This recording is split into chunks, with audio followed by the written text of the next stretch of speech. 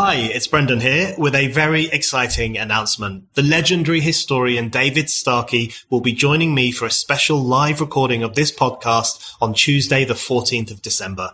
David and I will be live on Zoom talking about the history wars, green hysteria, the tyranny of woke, and much more. Spike supporters can join us for free. If you're a Spike supporter, you can claim your ticket now from the supporters hub. If you're not yet a Spike supporter, then sign up today and you'll get free access to this event plus many more exciting perks. Tickets will go on general sale next week if there are any left, but Spike supporters always get first dibs and places are going fast. So become a Spike supporter now to get your ticket before they're all gone. You can sign up at spiked-online.com/supporters. That's spiked-online.com/supporters. Now on with the show. You basically went from a world of nature and manual labor to a world of machine labor and human mental labor. And that is a much better world. And if you don't have a bias against human beings, you really have to marvel at how great a world of machine labor and mental labor is compared to a world of manual labor. And it doesn't really matter. Like, you would take twice as naturally dangerous a climate if you could have the machine labor and the mental labor. Like, you would easily, would you take twice as many hurricanes if you have the ability to protect yourself against hurricanes? You'd probably take 10 times more. Hello and welcome to the Brendan O'Neill Show with me, Brendan O'Neill. This is a podcast in which an esteemed guest joins me to talk about the big ideas, the bad ideas, the problems and the controversies of life in the early 21st century. In this episode, I am delighted to be joined by Alex Epstein. Alex is an American author and energy theorist. He is founder of the Center for Industrial Progress and is a former fellow of the Ayn Rand Center. He's one of the best known and most articulate defenders of using fossil fuels. He's author of the books Fossil Fuels Improve the Planet and The Moral Case for Fossil Fuels. He runs the Substack Energy Talking Points, which can be found at alexepstein.substack.com. So, Alex, I want to start off by asking you about COP26. So we've just come out of COP26, yet another United Nations climate change discussion, debate, conference. And it's fair to say that you have a rather different take on COP26 than most people. So most people are either judging it either as a success because it had some proposals or as a failure because it didn't go far enough. But you refer to it as a genocidal conference because of what it was trying to achieve in relation to fossil fuels. So could you just spell out why you describe it in that way and how you see these kinds of conferences playing out? Sure. So, by the way, thank you for observing that, because that's definitely my view. And it's, as you said, there are these alternatives of, even among critics, calling it a flop, which is kind of a clever name. So I don't resent that, like calling it flop 26 in a certain sense. But I really see it as, this is a real evil going on. So, what it's saying is we need to eliminate the use of fossil fuels in less than 30 years. And I think the key facts to get my basic evaluation are here. One is that low-cost, reliable energy is essential to human flourishing, so to our ability to be productive and prosperous on a naturally deficient and dangerous planet. So the Earth is not a nice place. To survive and flourish, we need to be productive. And to be productive, we need machines. And to use machines, we need low-cost, reliable energy. So one is that's an essential of human flourishing, without which the world is not a livable place for 2 billion, let alone 8 billion people. And then next is that there are still more than 3 billion people, really, you could think of it as 6 billion people who have completely inadequate amounts of energy. You could think of it as 3 billion people use, if you take just electricity, which we have good data for, 3 billion people use less electricity than a typical American refrigerator. And then another 3 billion people on top of that use 1/3 or less electricity than the average American. So you've really got less than 2 billion people who use what you and I would consider a reasonable amount of electricity and more broadly energy. So energy is this crucial need. And we live in an energy poor world where desperately more is needed. And, and the third fact is fossil fuels provide 80% of our energy after generations of competition from alternatives. So it's not as if, solar and wind just came out yesterday.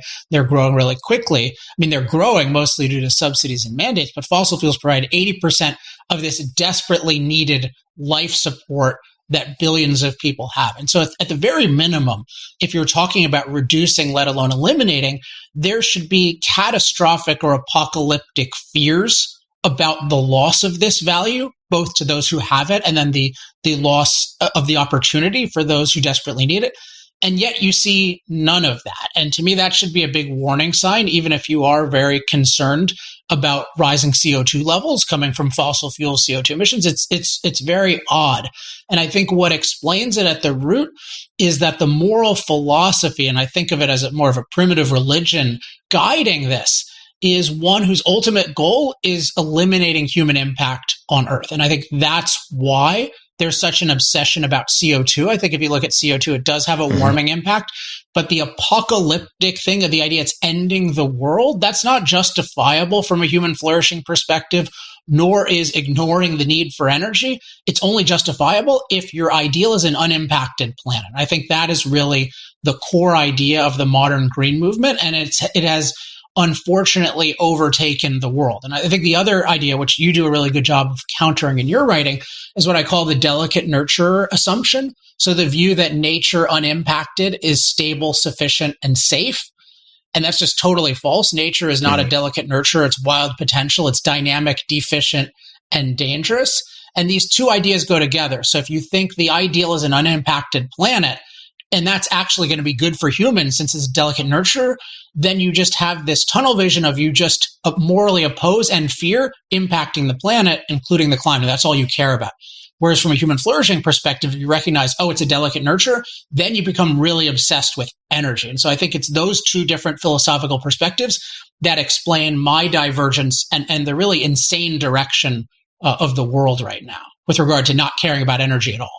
So I want to dig down into both of those philosophical outlooks, the bad one and the good one, with you over the next 45 minutes or so. But just to stick with the fossil fuel question specifically to begin with. So one of the things I've always admired about your writing is that you are unapologetic in making the case for fossil fuels. So you have written the moral case for fossil fuels. And there are lots of people out there who criticize the more extreme elements of the green movement and their apocalyptic agenda and argue that they are exaggerating things. They've adopted an almost end of days religious mindset. But I think the very positive thing about what you've been writing is that it makes a positive justification for the use of fossil fuels in order to create the energy people need.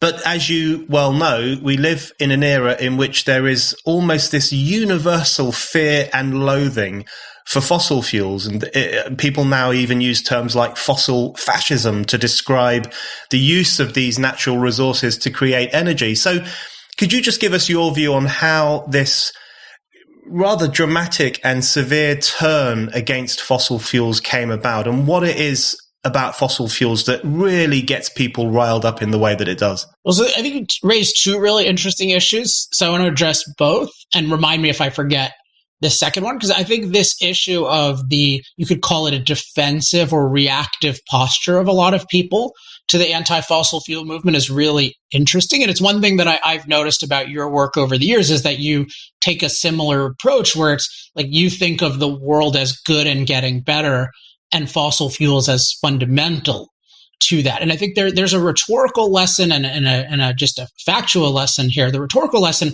I can't show visually, but I have this idea I call arguing to zero versus arguing to 100.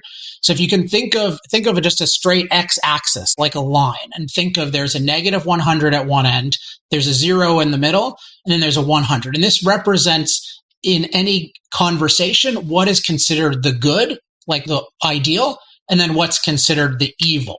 And what you find is that really effective movements, what they do is they argue themselves to that what they're doing, their policies are advancing 100, and the opposite policies are advancing negative 100. And so I'll just give you an example. This is a controversial person, but it's a good example of like Donald Trump in the US in 2016. Before he was elected, the debate was framed in terms of negative 100 was inequality and 100 was equality. And that was the dominant frame. And what he did is he reframed it. And for him, 100 was American greatness. So he had that famous slogan, "Make America Great Again." And then negative 100 was American decline. Incidentally, I don't agree with either of these. I mean, I think it should be freedom versus lack of freedom. But in any case, it was very effective. And you notice that all of his policies, he said, this is going to bring us toward American greatness. And all of my opponent's policies are bringing us toward American decline. And so the lesson here is that the person who frames the conversation tends to win the conversation. And you always want to be aware, if you think a bad movement is dominating, you want to be aware of how things are framed.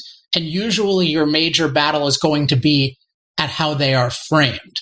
And so if you look at what is the way that the energy conversation today is framed, on one level, it's 100 is eliminating CO2 emissions. If you look at net zero, 100% renewable, these are all just ways of saying like eliminate CO2 emissions is the 100. And then the negative 100 is use more fossil fuels. Now, what happens is people who tend to support fossil fuels or oppose these policies, instead of challenging the framework and saying, hey, our goal is not to eliminate CO2 emissions, it's to advance human flourishing around the world. And that includes looking at both the benefits and the negative side effects of fossil fuels. Instead, what they do is they react to it. So they concede the framing of negative 100 to 100, and then they do what I call arguing to zero. So, for example, Democrats say, oh, let's have a Green New Deal. And then Republicans say, oh, no, that's not practical. You know, look at what happened with Solyndra. This is going to cost us too much money. We're going through this kind of debate right now. But they're just trying, the other side is saying, hey, Green New Deal is going to bring us toward the ideal. And then sometimes the Republicans will just say, no, that's not what, it's impractical. So instead of arguing that the policy is wrong, you argue that it's impractical for some reason. And it works in the opposite direction. So if they say, oh, fracking is bad because it causes earthquakes and cancer clusters and it's contributing to global warming, they'll just say, oh, well, okay, no, it's not true about the earthquakes and it's not true about the cancer clusters, but your best case scenario is zero. So you're either like trying to argue them down to zero when they argue to 100, and you try to argue yourself up to zero when they argue you to negative 100. But they always, you can see what happens with the momentum, right? They're always moving toward their 100. And I think as a philosopher and having this kind of perspective as a humanist, you know, one thing I noticed fairly early on is the framing of this is off. And as I indicated, my goal is not to eliminate CO2 emissions at all costs. My goal is advancing, if you're talking about the globe, advancing human flourishing around the world. And for me, the evil is, you know, regression away from human flourishing, mass human suffering and death. And because I have that perspective, and because if you look at benefits and side effects of fossil fuels from that perspective, they're good, what happens is I have a different posture because I think I'm making the world a better place because I'm really clear about my goal. And I'm 100% confident that my policy is going to advance what's good and their policy is going to harm it. But if I agreed with their goal of eliminating CO2 at all costs, I could never have that confidence because I would just be slowing down. I'd be like the curmudgeon who's just finding fault in things versus the alternative who has an ideal of my own. So I'll just pause there, but that's my take on that aspect of the issue. Just on some of the specifics. So you mentioned there, and I think this is a really important point, that too many people respond defensively or reactively to these kinds of discussions. And you never really get anywhere when you do that. And particularly, you can see that around the questions of how much this stuff will cost.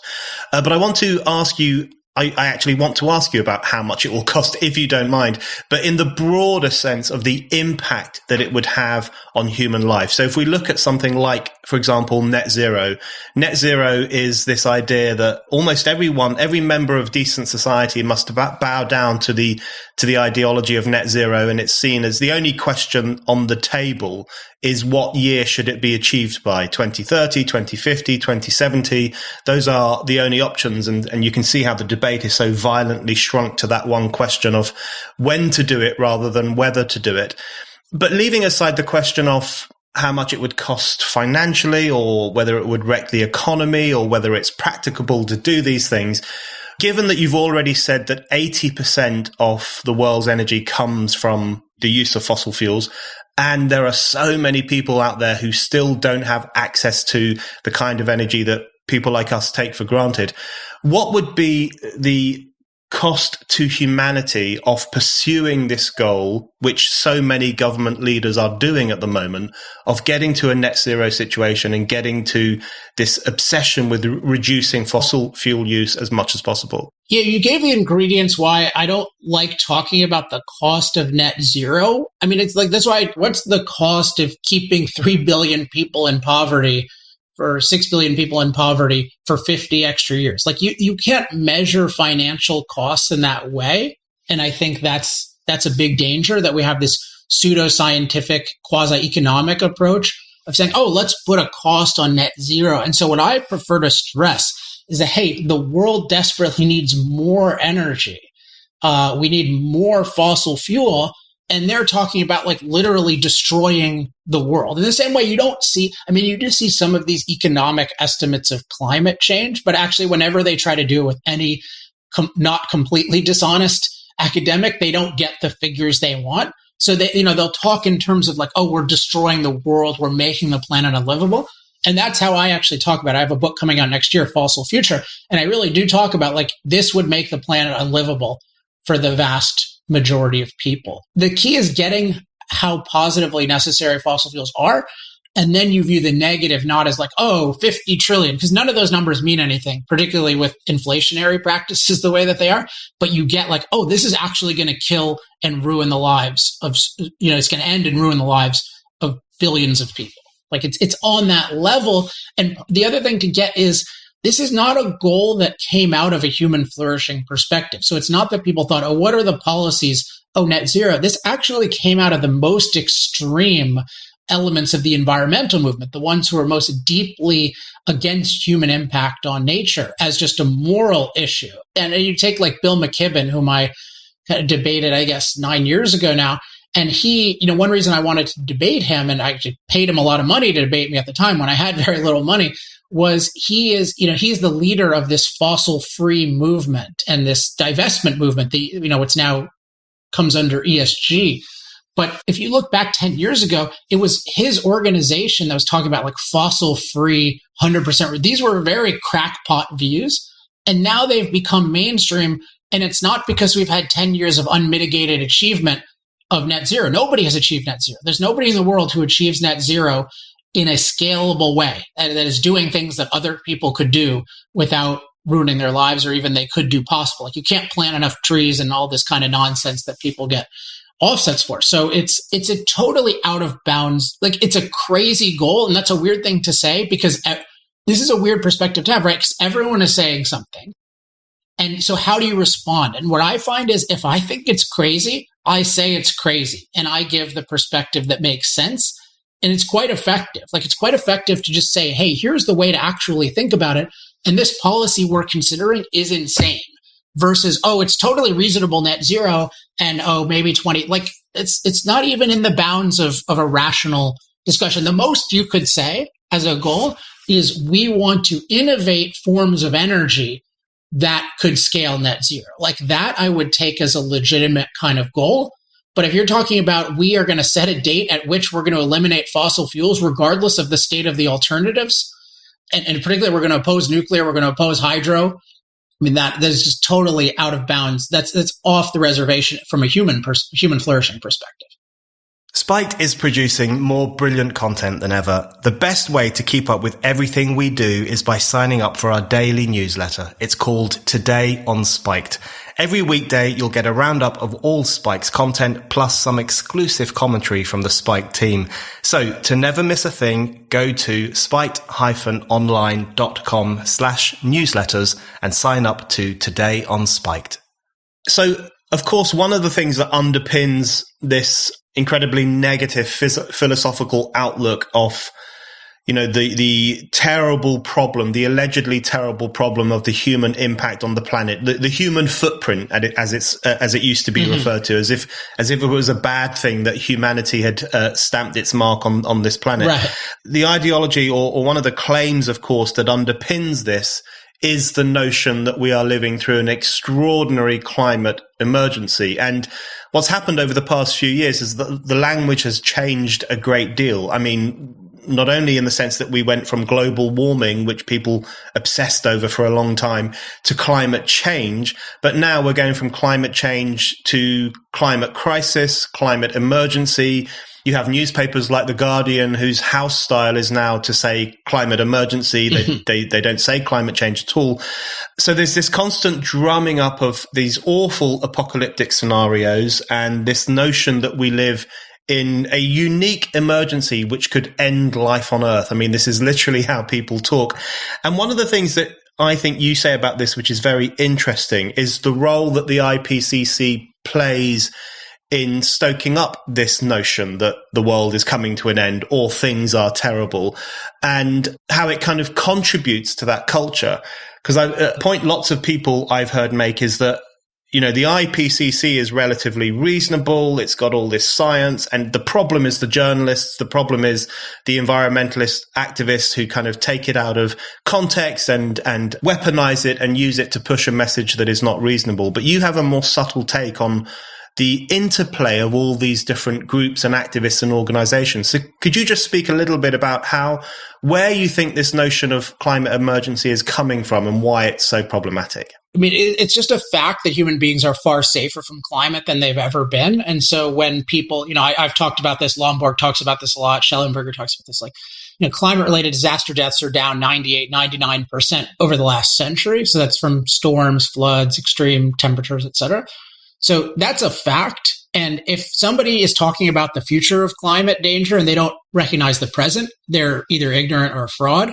So that's one thing that you never hear that. And then the other thing is just, if you look at the history of this planet, like, we've had 10 times more CO2 in the atmosphere. We've had much warmer temperatures. They don't always correlate, by the way. But there's nothing that we could conceivably do that would make the planet an unlivable place for the most adaptable species in history. The most you could do, and there are reasons to want a warmer planet. And certainly a greener planet, which more CO2 would give you.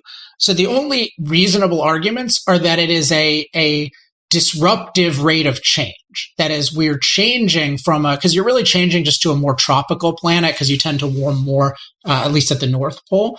So are we changing more quickly toward a more tropical planet than we would like? And so that's a reasonable question, but that's not end of the world. It's going to become unlivable. It's all going to be a desert. It's all going to be dry. Like, really, a warm tropical place is not a desert, right? A warm planet is generally a wetter planet. So you have to just recognize that this whole idea of climate emergency, the world is going to end, we're going to go, like, this is all baseless. The most plausible thing is sea level rises. And if you look at those, they're pretty damn slow. And even if they were 3 times less slow, they'd still be slow.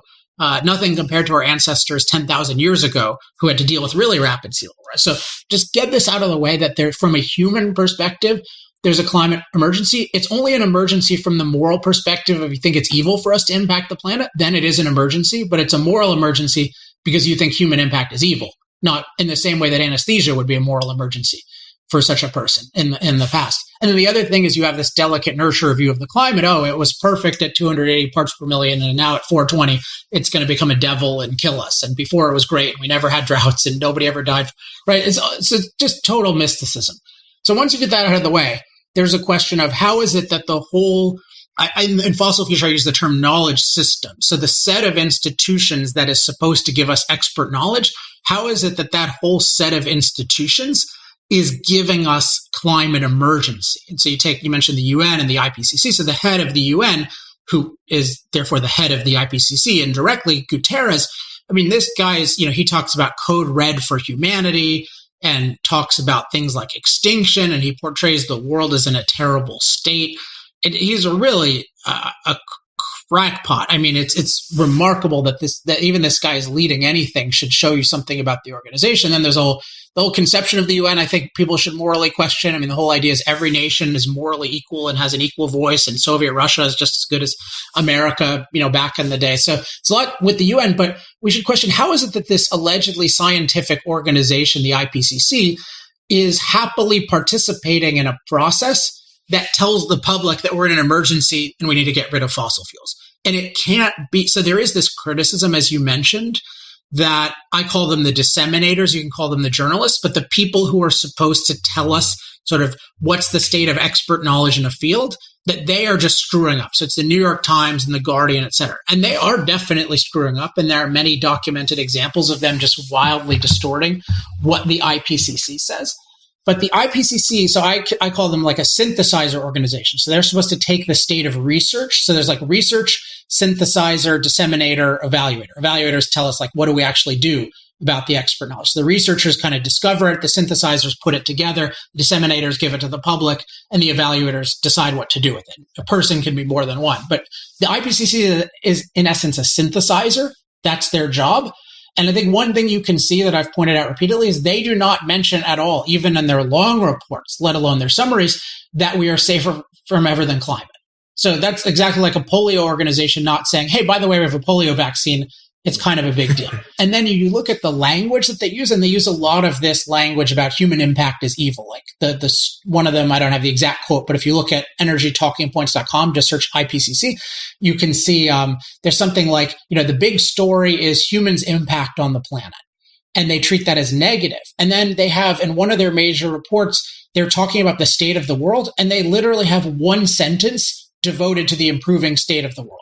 And again, this is, you've pointed out, the world we live in is so amazing, even compared to 40 years ago, particularly for the poor. Extreme poverty, less than $2 a day, has gone from over 4 in 10 to less than 1 in 10 in 40 years. Like, it's an amazing improvement. The IPCC doesn't acknowledge any of this. And so there are many other examples of this, but what you can see is this synthesizing organization is on what I call the anti-impact framework. So they have this belief that human impact on nature is evil, and then this dogma that it's inevitably self-destructive. And because they're on this, they totally ignore the amazing benefits of fossil fuels and the broader improving state of the world. So what happens is the IPCC has this warped anti-human way of synthesizing things. We could also talk about how researchers are affected, but even let's say the research was all good and not distorted, like the IPCC synthesis distorts it, and then all the disseminators distort it even further. So they'll take, like the IPCC will say something somewhat measured, and then the IPCC summary for policymakers will say something more aggressive, and then the New York Times will say something even more aggressive. But it's a series of distortions from this anti-human impact perspective. It's not the IPCC has a halo, and then the New York Times has horns. Yes, absolutely. That's a very, very good description of the relationship between these different organizations and groups. And you mentioned there the IPCC's failure to ever acknowledge, or only to very briefly acknowledge, the improvements in human living over the past few decades and centuries. And I want to ask you specifically about, I think one of my favorite arguments that you make is this argument that fossil fuels don't take a safe climate and make it dangerous. They take a dangerous climate and make it safe.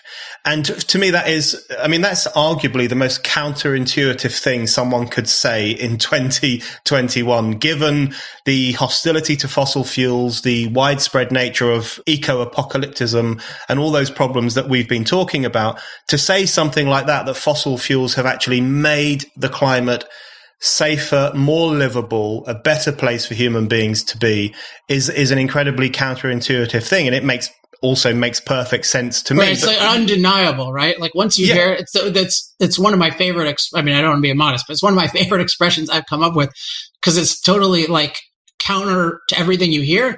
And it's like completely undeniable once you think about it for a little bit. Absolutely. So on that point, I wanted if you could just outline to listeners how you think that process has come about. So what is it about?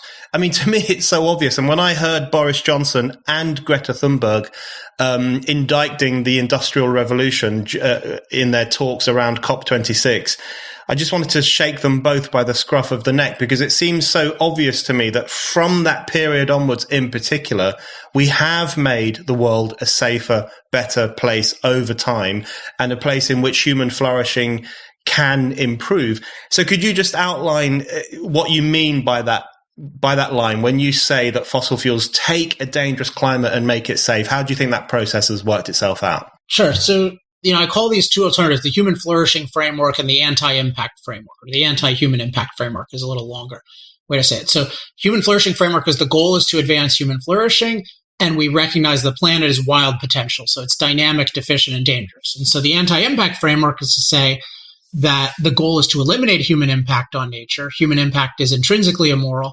And then the delicate nurturer assumption. So the view that nature is stable, sufficient, and safe. Like, it makes no sense that it's a delicate nurture. And so this applies to the whole earth, but it certainly applies to climate. Like, climate so it's dynamic, it's changing all the time. It's deficient in terms of even like we need warmth from the earth and we need rainfall, but we don't get that in a consistent way. Sometimes it's way too much. And that relates to dangerous. I mean, you can have storms that would wipe people out. So you have to just start. The starting point is, and the undeniable thing about that phrase of mine is that the climate is naturally dangerous. And we really have to take that seriously. And I have a bit about this in Moral Case, much more in Fossil Future. I have a whole chapter on what I call climate mastery. And I go through every type of climate danger. And one of the things I show is just what this was like when we aren't empowered. That is, when human beings are at a low state of productive ability, where we have to cope with nature ourselves. And it is scary, the stories you hear about, like, oh, in China, a flood can kill 30 million people. And you just have these devastating droughts and famines year after year after year. So the first point is that, climate, like the rest of nature, is dynamic, deficient, and dangerous. And then the key is, like the rest of nature, its livability is related to our productive ability. So how much can we produce the values that we need to produce new resources and counter nature's threats? And so in the context of climate, you can take any climate danger, but let's take drought, which is historically the biggest climate-related killer because it kills your food supply. As you look at drought-related deaths, down over 99% over the last century. Why is that? Well, it's because we can produce all these protections against drought. So, for example, we can produce irrigation. How do we do that? We use machines. Machines amplify and expand human productive ability. That's what they do, very dramatically. So we have these irrigation machines that can take water from where it is to where you need it. And then we also have these amazing drought relief convoys that can take, if there's a drought in a place in Africa, you can take a place with a plentiful harvest and you can ship it over and you can save millions and millions of lives that way. We also have increasing desalination technology. So we can actually start to take the ocean, which is an unlimited source of water, and we can, make drought effectively a thing of the past. So even drought today, the definition of drought today is totally different than what it meant. I live in Southern California in Laguna Beach, and periodically we have these drought warnings like, oh, we're in this dangerous drought. It's like, it doesn't really affect, some people are taking shorter showers because they don't understand the very small amounts of water involved in that. But we do not experience a real drought, even like they did in the 1930s. And it's because we have this incredible productive ability where we figured out how to get these machines to do all of this drought protecting work for us. And the same applies with extreme heat, extreme cold. With all of these things, just ask yourself, how are machines keeping me unnaturally safe from climate? And then you get to see, oh, wow, we really have a totally different planet now, because it's a planet with all of these amazing machines doing, I call them machine laborers sometimes, doing all this work on our behalf. And the other great thing about those machine laborers, which depend on low cost, reliable energy, is it's not just a planet of machine laborers, but the machine laborers free up so much time for humans that we also have mental laborers, human beings with minds who can figure out new things. And so it's this, you basically went from a world of nature and manual labor to a world of machine labor and human mental labor. And that is a much better world. And if you don't have a bias against human beings, you really have to marvel at how great a world of machine labor and mental labor is compared to a world of manual labor. And it doesn't really matter. You would take twice as naturally dangerous a climate if you could have the machine labor and the mental labor. You would easily, would you take twice as many hurricanes if you have the ability to protect yourself against hurricanes? You'd probably take 10 times more. And this goes to show that the things the IPCC is talking about is not even on that order of magnitude. They're talking about, oh, maybe it's 20% more intense or 10%. What they're actually talking about is so trivial compared to the magnitude of what the mastery abilities we have are and what losing them would mean for our safety from climate. Absolutely. And even there where you're talking about the machines that we've created and the how they have contributed to the freeing up of time and to the improvement of the climate and to the shrinking of the problem of poverty, as you will know, one of the problems with the contemporary era is that even a word like machine is seen as a problematic term. And every news report on climate change is illustrated with a picture of a factory or an oil rig or some other horrible, disgusting contraption that humankind has invented, with no consideration for the extraordinary impact this machinery and these inventions have had in terms of improving life and improving the planet and making the climate safer. So I want to ask you a few questions about what you very aptly refer to as the anti-impact side in this discussion, which is the dominant side, sadly. And the argument that you make, which I think is very convincing, is that the anti-impact side, it may present itself as a science-led movement, as a concerned movement, as a movement that loves nature, likes the environment, wants clean air, as we all do. But fundamentally, isn't this anti-impact side a manifestation of an anti-humanism and a manifestation of a loss of faith in humankind and a belief that any human interference, as you say, with nature is in itself problematic? So it's really a call to push humanity back, to rein in human aspirations and human ambitions and human progress in order to create some fantasy land in which we live in communion with nature like we did in the past. So to what extent do you think the anti-impact movement is an anti-human movement, a movement of misanthropy? And how do you think we can kind of draw that out and convince people that that is the case? Yeah, I mean, at its core, it is. And I think this might make it harder, but I think it's accepted by almost everyone. I think the anti-impact framework, it's weird because I think it's much more prevalent than people who might be inclined to my views think, but I also think it's much more changeable than people who might be inclined. So I've tried to indicate just some of the reasons why you could think of it as the leaders in our culture, like but I'll just highlight again, the total indifference toward the need for energy in general and fossil fuels in particular, when this is literally a life and death need for billions of people, just a total non-concern about that. And a total obsession about CO2. And maybe the easiest way to point this out is this is something I figured out fairly late in writing Fossil Future, but it's now in the first chapter of it, which is that, like, if you look at our attitude toward energy, again, you should have this incredible valuing of energy, want more energy. And you can see that throughout what I call our knowledge system. That doesn't exist. But you can also see, like, we oppose fossil fuels, and that the rationalization is, we care so much about a safe climate, right? But then also there's opposition to nuclear, which doesn't emit significant CO2. And then there's opposition to hydro. And even with solar and wind, there's local opposition to solar and wind. And our thought leadership doesn't particularly care. So in the US, for example, it's very hard to get these things built. It's hard to build the transmission lines. There's a lot of opposition to the mining, which we currently delegate to China, but now we are expressing concerns about that. Many legitimate concerns, including slave labor. And what you find is there's also significant opposition to solar and wind, and yet the anti-fossil fuel movement doesn't care. So if we're a pro-human movement that loved energy, you would think, first of all, they'd be very worried about getting off fossil fuels in any case because energy is so important and it's so needed. And they would certainly be eagerly embracing nuclear and hydro, and they'd be really concerned if, we're interfering with solar and wind and stuff. And there's none of that. So what you can see is, what I've been saying is the goal of the anti-impact framework is eliminating human impact on nature.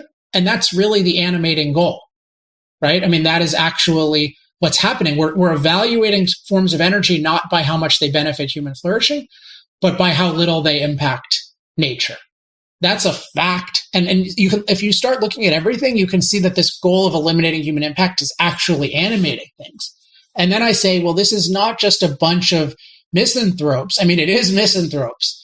But we all have this. And I think if you look at, and I noticed this in myself, even who had a pretty humanistic philosophical background, like I didn't myself even think much about the benefits of energy. For a long time, I didn't think about their benefits in terms of climate. So I was still on the delicate nurture assumption in a lot of ways. And I didn't think much about the billions of people who lack energy. So even as good as my background was, I was sort of funneled into this way of just thinking about it.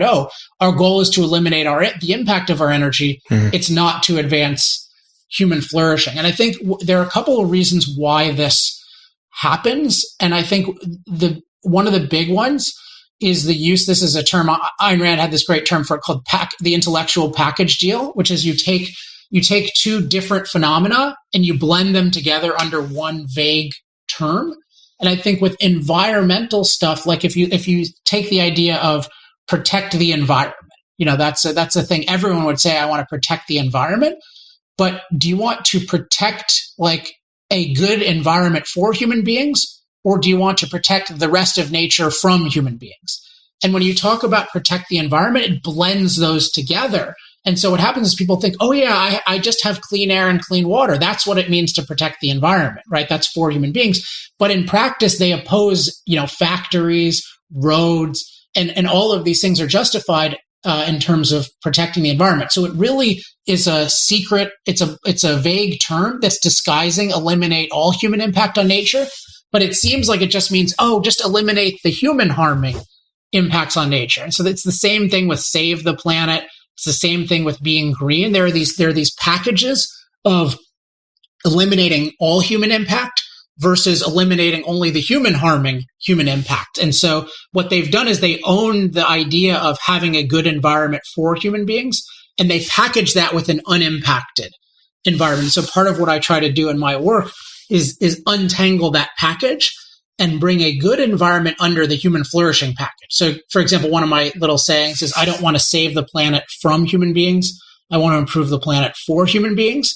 And that captures it. But it's very important, and this is one of the ways of winning, is owning the idea of a good human environment, including clean air and clean water and the ability to enjoy nature. Like that belongs to the pro-industrial, pro-impact side. And so making the point that if you don't impact your environment, it's a bad environment. It's a dangerous climate. It's dirty air because you got to burn something. You got to be warm because it's cold world. So you burn wood or animal dung instead of, burning coal cleanly in a remote power plant, let alone burning gas or something like that. So it's recognizing that this anti-human, this anti-impact framework has been spread through the use of these package deals, these vague terms that equate basically a good environment with a good human environment with an impacted environment, or eliminating all human impacts. And also this delicate nurture assumptions. That's the second thing that's done to make it palatable, is spread far and wide the idea that our impact is inevitably self-destructive. And so what that happens is people can't even think in a pro-human way about anything that involves the rest of nature. And the secret is just giving them these different categories, saying, goal is to advance human flourishing, including clean air and clean water. And I recognize the planet is wild potential. It's not a delicate nurture. And once you can frame things that way and give the alternatives, a lot more people will come on to the rational side, because the bad views are indefensible. Like nobody can really justify the goal of eliminating human impact. Nobody can justify the delicate nurture assumption. They only get entrenched if people react to them and don't reframe the conversation and replace them. And I think that's a lot of the reason I'm having success, is because I just have these alternatives that make a lot more sense. And I really put in the sunlight how irrational eliminating human impact and how irrational delicate nurture are. Are you looking for the perfect gift for the pro-freedom, anti-woke person in your life? Then look no further than the Spiked shop. You can now get your favorite Spiked slogan on a t-shirt, hoodie, tote bag, or mug, including ban nothing, question everything, love Europe, hate the EU, and cancel culture. And if you're a Spike supporter, you get a 15% discount on everything in the shop. Just go to spiked-online.com/shop to browse our items and make your purchases. That's spiked-online.com/shop. I think your emphasis on reframing the whole thing is so important, because I've seen so many people, even people who have good ideas and good arguments and feel concerned about the excesses of the environmentalist movement, they kind of get trapped in the framework as it currently exists, which is, perfectly understandable. It's a powerful framework. It's a global framework. It can be difficult for people to say, no, we want to take this framework away and put in a new one that emphasizes human flourishing.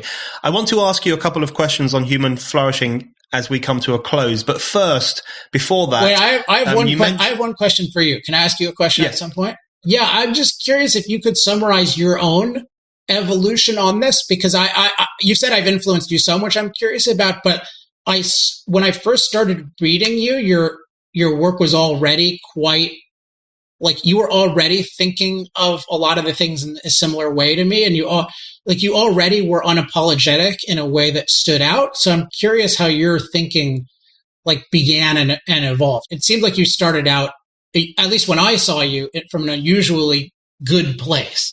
Yeah. Well, thank you very much. Well, Spiked, which is where I've been working for a very, very long time. Spiked has always been very much in favor of human progress and very much in favor of human flourishing. So we take the humanist standpoint, which means that we think every question confronting society should be rearranged around the question of, will this benefit humankind? What is the right course of action for us to take for the greatest benefit to humanity? And we try and weave that kind of human-focused approach into pretty much every issue that we write about, whether it's freedom of speech, which we think is incredibly conducive to intellectual human flourishing, or education, which we think should be the highest standard imaginable in order to allow young people to flourish, right through to questions of industry and progress and development, where we think that the question of what human beings need, what is in their best interest, should really be the driving force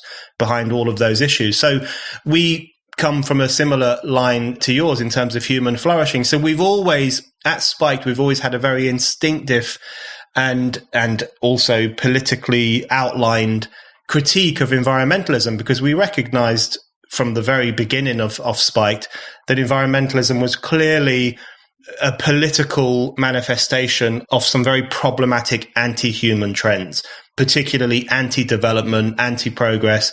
And I remember many, many years ago speaking at conferences in which you would be booed for saying that we should have huge amounts of development in the developing world.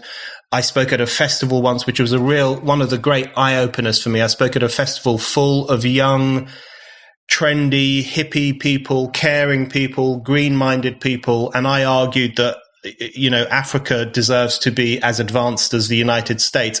And I was actively booed by these people who would otherwise consider themselves to be very right on. So all of those experiences and all those political ideas we've been developing has led Spike to the position we currently hold, which is one in which is a human-centered morality. I guess that's the best way to put it. We favor a human-centered morality in relation to all areas of life, particularly the question of how we can liberate humankind from poverty, which seems to me to be one of the most important questions of our time and of previous times, and one that unfortunately lots of people today either disregard or cover up with all their discussions about the human impact on the planet. So we kind of have been coming at this from that kind of angle for quite a long time, which is what drew us to your work and the work of other people who are raising these kinds of points. But I think in relation to the work that you've been doing, which is the question of how to reframe it, I think that's probably the most important question in relation to environmentalism. And on that issue, I wanted to ask you just a few more questions on that in particular. On the nuclear thing, you mentioned nuclear there, and I think that's a very good example of what you were just talking about, which is the anti-impact nature of this, because one could very easily make the case that nuclear is the road to go down if you want to stop using so many fossil fuels, if you want a cleaner, safer form of energy, and so on. But even the use of nuclear is something that many Greens are opposed to. So could you just outline for us, before we finish on the human flourishing point, which I think is very important, could you just outline your case for why nuclear is safe, and the argument you've made before, which is that even the Fukushima accident demonstrates that this is a safe form of energy? So could you just outline the progressive argument for nuclear? Yeah, by the way, I like that you use progressive as a positive versus I hate when the other side, historically I don't align with the progressives in America because they are anti-freedom. So it's viewed as, I regard America as progressive, like as in the founding fathers as the ultimate progressives. But I hate calling anti-freedom, anti-human impact people as progressive, particularly because progress is human beings impacting the earth in more and more intelligent and effective ways. With nuclear, it's pretty straightforward. I mean, one thing, if you're just interested in what's safe, is you can actually look at death statistics, and nuclear radiation has essentially, in the civilized world, 0 deaths from radiation. So, a couple people died in the Fukushima plant but it's like falls and stuff like that, like somebody falling, not that. And that was such a crazy situation because you had something like 20,000 people die from this natural disaster. And yet the nuclear plant, which was actually basically the safest place to be at that time, got all the blame because there's radiation that was released, but it didn't kill anyone. And so the basic issue is radiation can be harmful for sure. I mean, we can have bombs and it can be very effective at killing people, but it's all about the magnitude and the time scale that it occurs on. And basically the way a nuclear power plant works is it is incredibly difficult for a deadly radiation release to occur.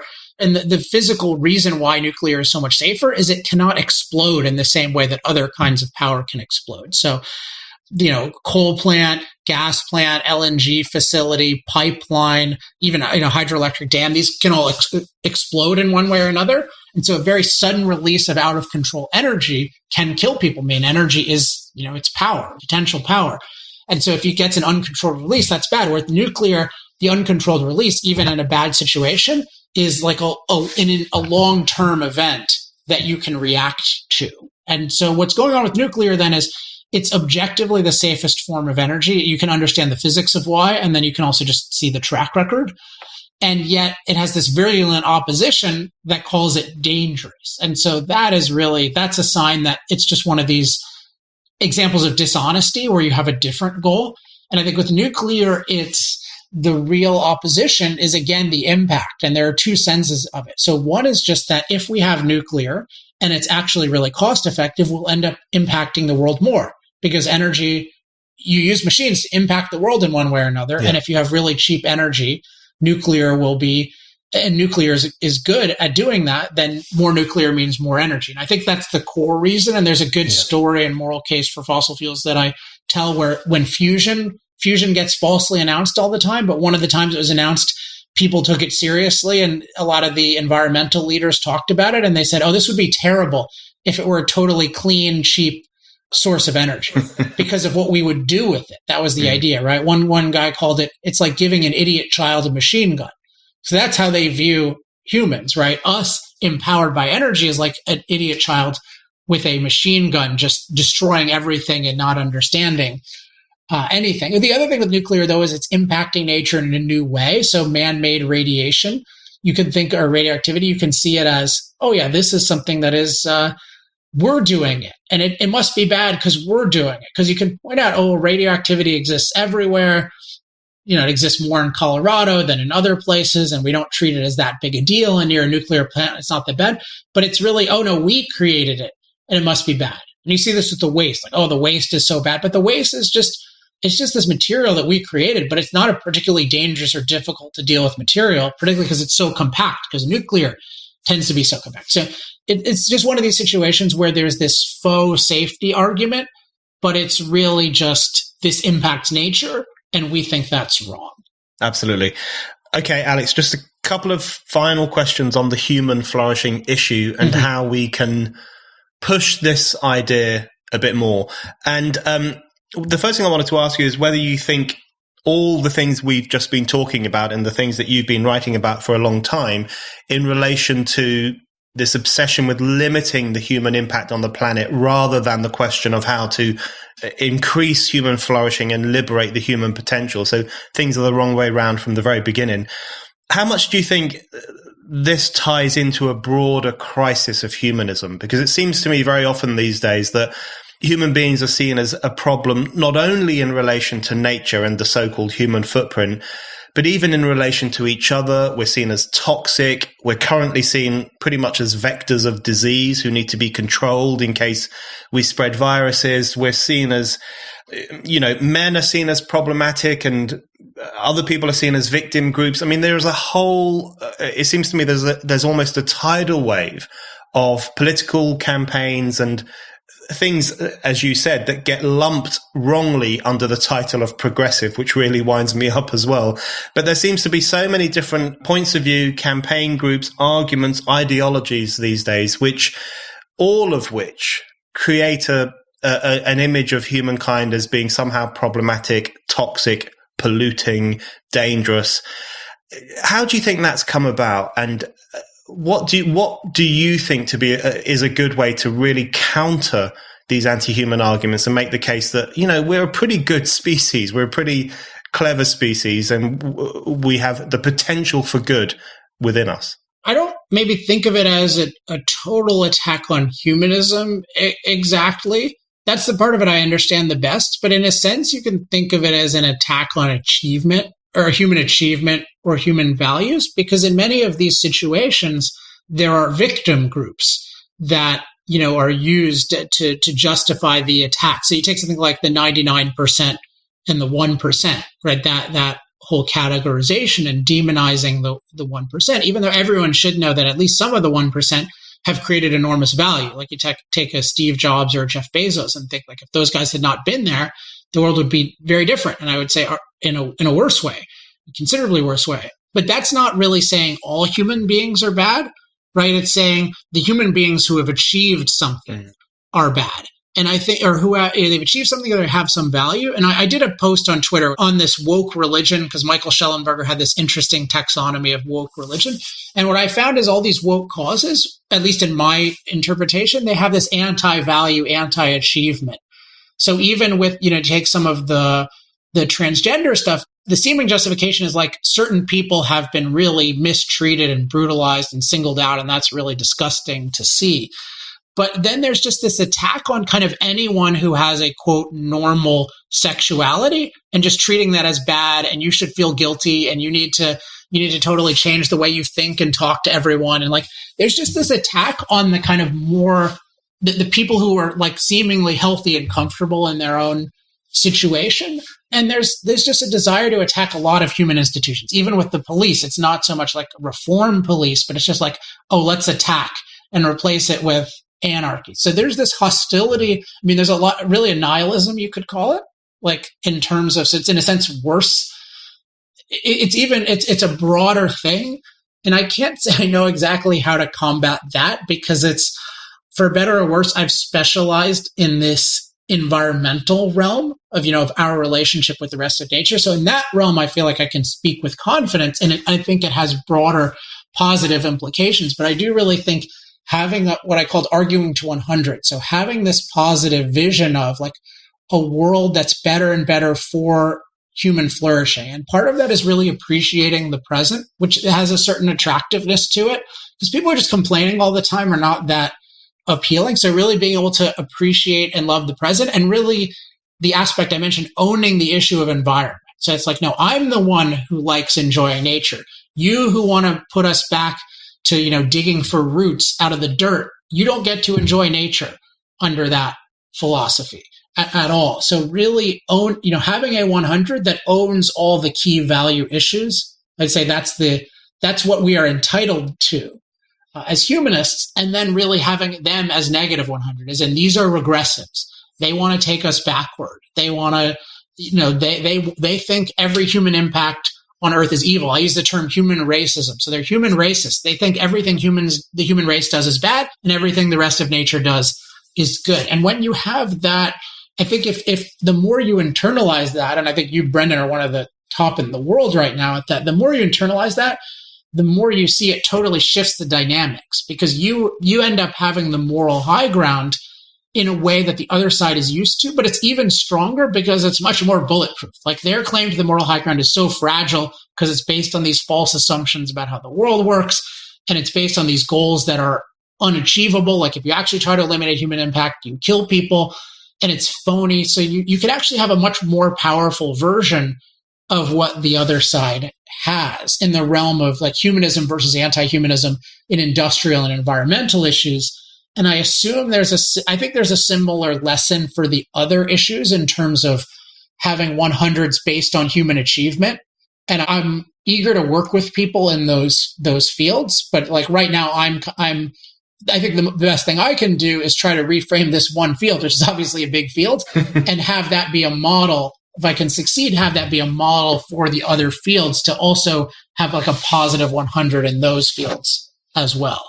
Okay, so what you've just said there, it brings me on to my final question. You used the word positive there a few times, and what you said does sound to me very positive. But I wanted to finish by asking you about your levels of optimism and pessimism, because I think humanists are generally, in my experience, quite optimistic people. We think human beings are pretty good, and in the right conditions, they can achieve amazing, wondrous things, earth-transforming things.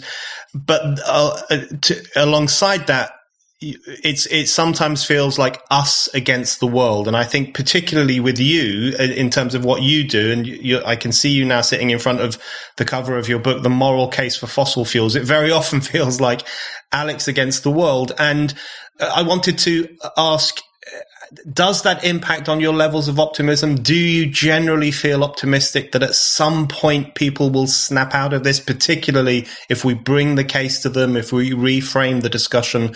Are you optimistic about our ability to, I guess, firstly, liberate ourselves from these depressing ideologies in order then to liberate ourselves from the burdens of poverty and a lack of energy? Yeah, I think about this a lot. And there are these two forces that I see, because one is, and one perspective is, it's often viewed in this Marvel movies perspective of like, is the world going to end or not? Right. And so I don't think the world is going to end. And I think that even if I weren't here and you weren't here, the world wouldn't end.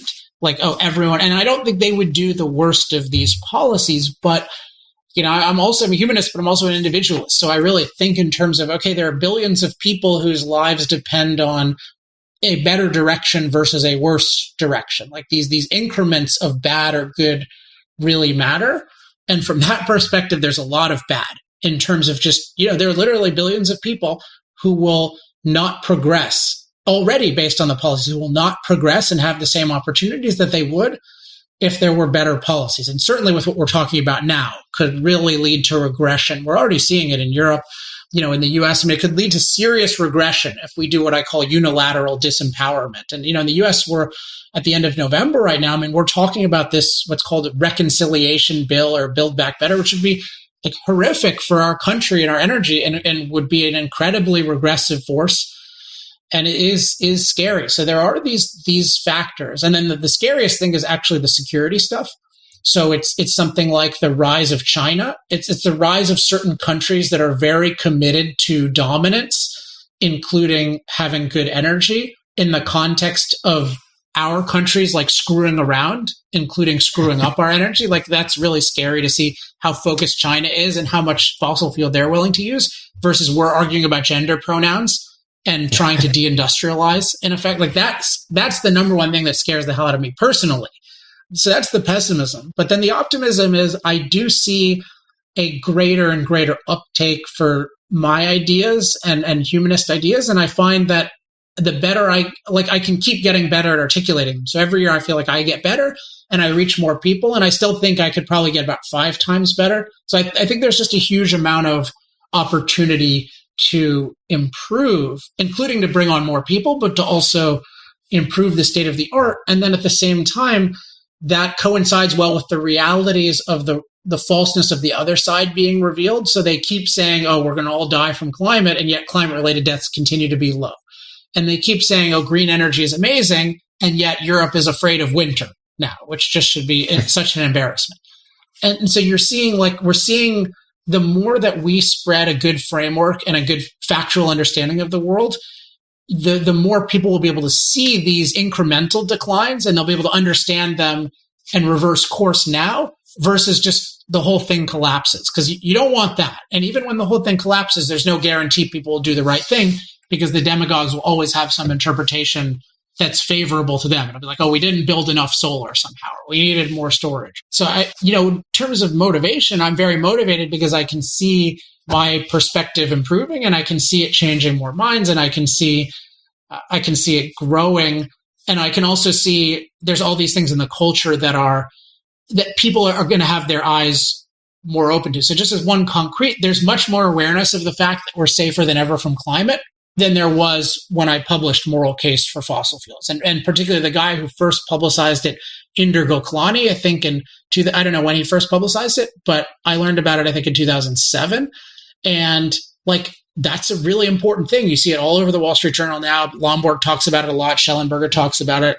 That's just one example of how a humanistic way of thinking is leading to a greater humanistic understanding in the world. And so I think they can do a lot more. And if people want to sort of track what I'm doing, the best place to go is I have this website, energytalkingpoints.com. And if you sign up for the mailing list there, you'll see I'll send out a couple times a week the latest talking points. And if you've listened today, you'll kind of see, oh yeah, he's trying to frame this humanistically.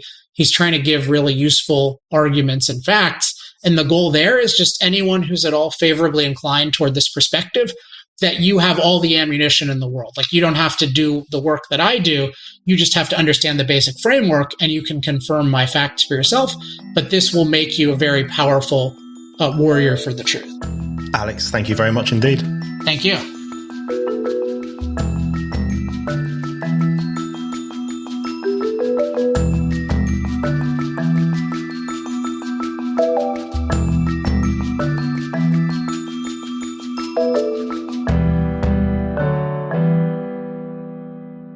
Thank you for listening to The Brendan O'Neill Show. We'll be back with another guest and more discussion. Don't forget to subscribe, and in the meantime, keep reading Spiked at www.spiked-online.com.